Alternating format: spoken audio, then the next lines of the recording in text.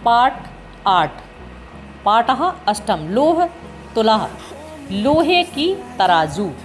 लोहे की तराजू के बारे में तो सभी को पता है, जो हमारा इक्वल वजन बताता है, वही इस लेसन का नाम है। यह पाठ विष्णु शर्मा द्वारा विरचित पंचतंत्र इस कथा ग्रंथ का मित्रभेद नामक तंत्र का संपादित अंश है। इस कथा में एक जीर्णधन नामक व्यापारी विदेश से व्यापार करके लौटकर सुरक्षित धरोहर के रूप में दी गई तराजू के सेठ से मांगता है, परंतु वह सेठ कहता है कि उसकी तराजू तो चूहों ने खा ली है।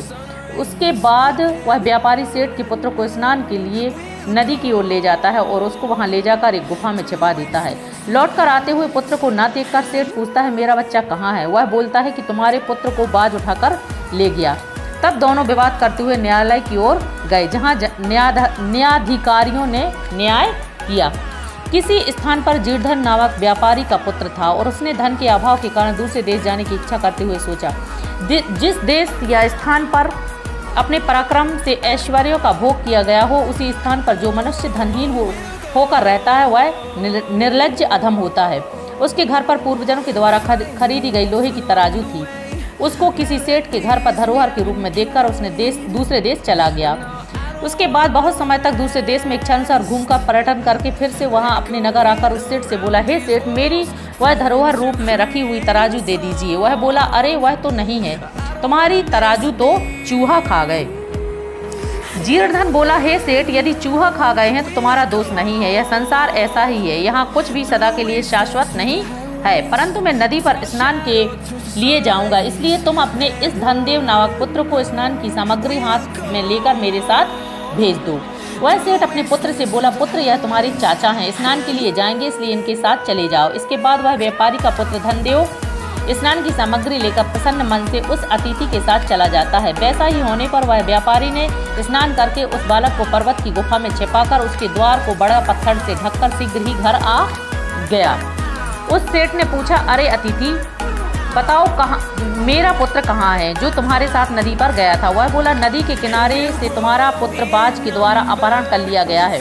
सेठ बोला, अरे झूठे, क्या कहीं बाज का बालक अपहरण कर सकता है?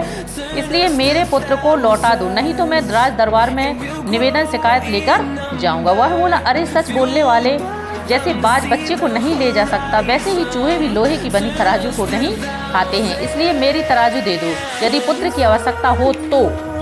इस प्रकार झगड़ा करते हुए दोनों ही राज दरबार में गए। वहाँ सेठ जोर से बोला, अरे मैं ठगा